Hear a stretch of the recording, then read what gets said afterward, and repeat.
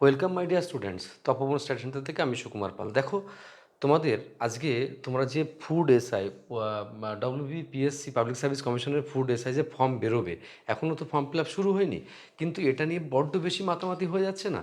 মানে কেন? কারণ এই সিস্টেমের সঙ্গে জুড়তে গিয়ে দেখেছি আমাদের এখানে ফোন কল যা আসছে তার প্রায় 50 থেকে 60% আসছে শুধু WBSI নিয়ে। এখন কথা হচ্ছে যে এখানে যত ভ্যাকান্সি থাক না কেন, আর এই পোস্টটা হচ্ছে মাধ্যমিক পাশে, তো সত্যি কি এত মাতামাতি করার আছে এটা এখানে? তো এটা বোঝাতে পারছি না কিছুতেই, তার জন্য কিন্তু এই ভিডিওটা আলটিমেট করা। আমি একটুখানি বলি ব্যাপারটা হচ্ছে, তার আগে একটুখানি বলি আমাদের একটা নতুন ব্যাচ যেটা শুরু হয়েছে, সেটা বেসিক টু অ্যাডভান্স অনলাইনে ব্যাচটা শুরু হয়েছে, আজকে থেকেই শুরু হয়েছে। তো আমি সে নিয়ে বলতে যাচ্ছি না। তো এখন প্রশ্ন হচ্ছে, স্যার আপনারা কি ফুড এসআই শুরু করেছেন? এটা প্রশ্ন। কতজনকে উত্তর দেবো? আমাদের পক্ষে হোয়াটসঅ্যাপ এখনও 500 না 700 হোয়াটসঅ্যাপ চ্যাট এখনও কিন্তু আমরা রিড করতে পারিনি, তারও বেশি হবে হয়তো। তো তার জন্য আমি ভিডিওটা বানিয়ে বলে দিচ্ছি। দেখো ব্যাপারটা কি, ব্যাপারটা হচ্ছে যে ঠিক আছে, মানছি ফর্ম বেরোবে, পশ্চিমবাংলাতে ফর্ম কম বেরোচ্ছে, কিন্তু এত মাতামাতি করার কি আছে যে ব্যাচ সঙ্গে সঙ্গে পশ্চিমবাংলার সব কোচিং সেন্টার হয়তো ব্যাচ শুরু করে দিয়েছে, কিন্তু সত্যিকারই কি ব্যাচ শুরু করার সময় এসেছে? বা সত্যিই কি স্পেশালি ফুড এসআই নিয়ে পড়লে কি ফুড এসআই পাস করা যাবে? আমার তো মনে হয় তার আশা খুব কম। তার কয়েকটা কারণ তোমাদের সামনে, মানে তেতো সত্যি হলেও কিন্তু আমাকে তুলে ধরতে হচ্ছে। এখন ব্যাপারটা হচ্ছে যেটা এখন আমরা শুরু করিনি বলে আমি পড়তে বারণ করছি, একবারও তা নয়। তপবন স্টাডি সেন্টারের যে বেসিক টু অ্যাডভান্স, তার মধ্যে পুলিশ, ফুড বা এই সমস্ত যে মানে সাধারণ চাকরিগুলো আছে মাধ্যমিক পাশে, সেগুলোর জন্য আলাদা প্রিপারেশান নেওয়া লাগে না। ওটা নিলে এক্সট্রিম, মোর দ্যান সাফিসিয়েন্ট হয়ে যায়। তা ওটা নিয়ে আমি কথা বলতে চাইছি না। কথা যেটা বলা সেটা হচ্ছে, প্রিয় স্টুডেন্ট দেখো, এর যে মেরিটটা অনেকই আছে। WB ফুড এসআই এই চাকরিটা অত্যন্ত ভালো চাকরি, এবং সিভিল চাকরির মধ্যে এটা একটা দারুণ চাকরি। বেশি ঝুট ঝামেলা ততটা নয় যতটা পুলিশের চাকরিতে আছে, যতটা রেলের চাকরিতে আছে, অন্য অন্য চাকরি যতটা আছে ততটা নয়। আর এটা হচ্ছে নিজের ওন গ্রাউন্ডে চাকরি করা যায়, যেরকম গুড স্যালারি তো ভালো, জব প্লেসটা ভালো, ওয়েস্ট বেঙ্গলের মধ্যে পাবে। তারপর দেখো মাধ্যমিক পাশেই সম্ভব, আর মনে হচ্ছে কম্পিটিশানটা অতটা বেশি হবে না, এরকম অনেক কিছু তোমাদের মনে হচ্ছে।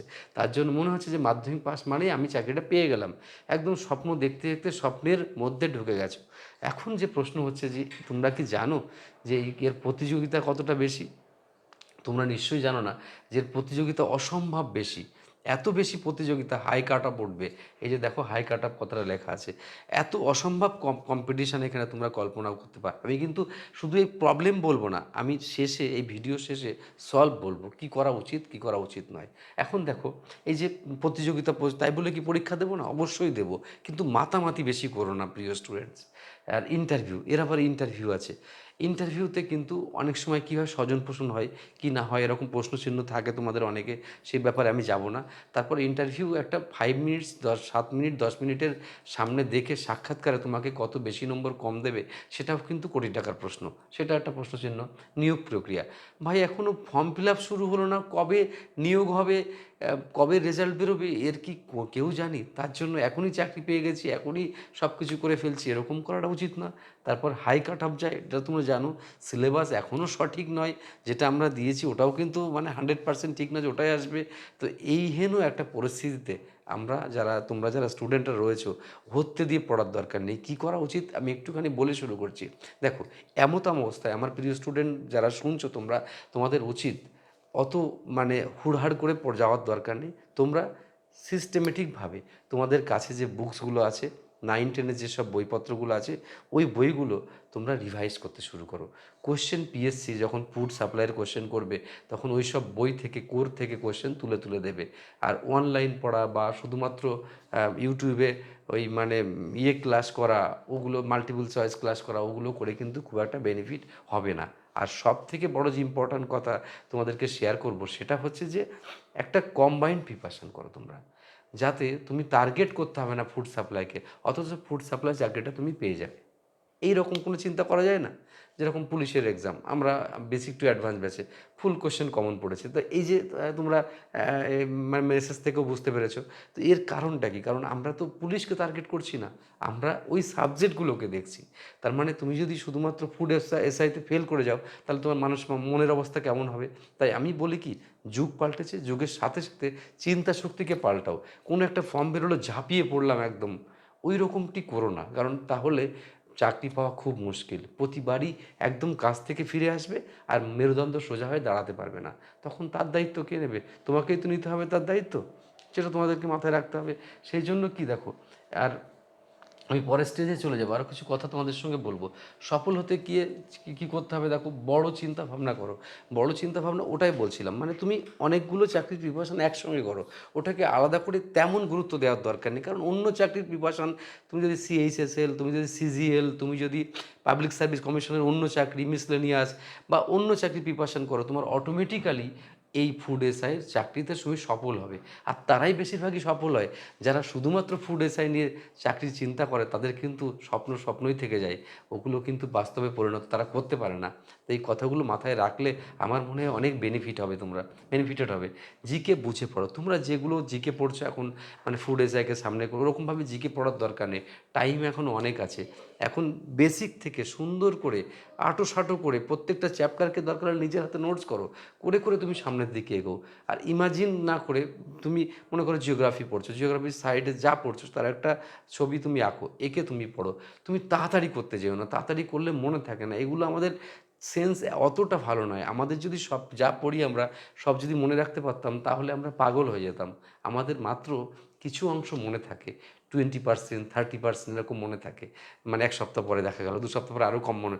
তাই বারবার রিভাইজ করে আমরা মেমোরাইজ করি। আর ওই জন্য মেমোরাইজ করার জন্য জিকে বা এই সমস্ত সাবজেক্টগুলো হাতে লিখে তুমি যদি নোট করো, যেমন তপবন স্টাডি সেন্টারে আমরা কী করি, হাতে লিখে নোট করি বেশিরভাগ। আমাদের নোটসের সিস্টেম আছে, একটা পিডিএফ, একটা নোটস হয়, এক্সামে সেখানে মেটেরিয়ালস থাকে। তাছাড়া আমরা হাতে লিখে নোট বানিয়ে দিই, মানে লিখি, বলি স্টুডেন্টরা লেখে, আমরা লিখি স্টুডেন্টরা লেখে। এইভাবে একটা কম্প্যাক্ট সিস্টেম চালু করো, দেখবে তোমার উন্নতি হবেই। ওকে। তারপরে দেখো, অঙ্ক, বেসিক্যালি অঙ্ক থেকে আসবে, 5 থেকে 10 অবধি যে বুকসগুলো আছে ওখান থেকেই কিন্তু অঙ্ক তুলে দেবে। তাই তুমি যদি ওইগুলো বেশি করে করো, এবার তুমি যদি অঙ্ক পারো না, বুঝি না, এমন করলে কিন্তু হবে না। শর্টকাট পদ্ধতিতে করলেই চাকরি পাওয়া যায় না, তোমাকে ডেসক্রিপটিভ জানতে হবে। তার জন্য কি করবে, তোমার যদি মনে হয় যে তুমি পারছো না, কম পারো অঙ্ক, তাহলে একটা কাজ করবে, তুমি বাড়ির পাশে কোনো ছেলে মেয়েকে টিউশন করতে শুরু করো, তাকে বিনা পয়সায় পড়াতে শুরু করো, দেখবে তার পড়াতে গিয়ে তোমার অনেকটা কম্প্যাক্টনেস আসবে তোমার মধ্যে। এভাবে নিজেকে উন্নত করার চেষ্টা করো।